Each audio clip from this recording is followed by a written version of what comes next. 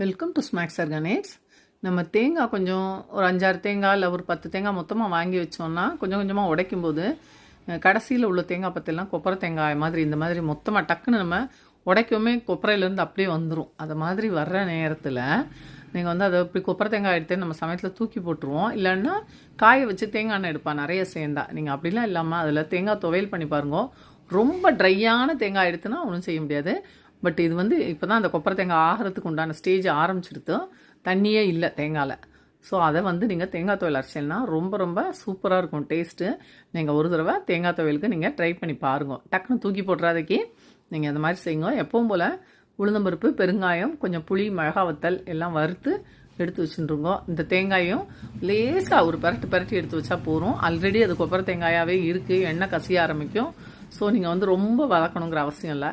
Just சூடு ஏறினா போகிறோம். அந்தளவுக்கு வறுத்து எடுத்து வச்சுட்டு எப்பவும் அரைக்கிற மாதிரி தேங்காய் துவையல் அரைச்சி பாருங்கள். ஒரு ரொம்ப ரொம்ப டேஸ்ட்டாக இருக்கும். நீங்கள் இதுக்கு கூட்டு, அவியல் எதுனாலும் தொட்டுக்கிறதுக்கு ரொம்ப நல்லாயிருக்கும். எப்போவுமே வந்து தேங்காய் துவையல் அரைக்கும் போது அந்த முதல்ல வறுத்த பருப்பு ஐட்டம், மிளகாவத்தல் எல்லாத்தையும் ஒரு ஓட்டிட்டு திரிச்சிட்டு அதுக்கப்புறம் தேங்காய் உப்பெல்லாம் போட்டு திரிக்கிறப்ப துவையல் ரொம்ப டேஸ்ட்டாக இருக்கும். நீங்கள் ஆற்றுல இந்த மாதிரி ட்ரை பண்ணி பாருங்கள். நம்ம கொப்பரை தேங்காயை வந்தாலே என்ன செய்வோம்னா தூக்கி போட்டுருவோம். அப்படி இல்லை நீங்கள் தேங்காய் துவையல் அரைக்கலன்னா அந்த கொப்பரை தேங்காயை சில்லு போட்டு இதில் துருவலாம். நம்ம கேரட் துருவிலாம் இருக்கு இல்லையா, அதில் துருவி நீங்கள் ஏதாவது கறிக்கு கூட அதை போட்டுக்கலாம். நீங்கள் வேஸ்ட் பண்ணாதீங்க. அதுக்காக தான் இந்த வீடியோ உங்களுக்கு. பார்த்தெல்லாம் துவையல் எவ்வளோ சூப்பராக இருக்குது பார்த்தலாம். ஒரு அருமையான தேங்காய் துவையல் ரெடி. இதை அரைக்க கொஞ்சம் டைம் எடுக்கும். முதல்ல நான் ஒரு அரைச்சேன், பத்தலை. திரும்ப 2வது தடவை கொஞ்சம் நல்லா விழுமுனை ஓட்டி எடுத்திருக்கேன்.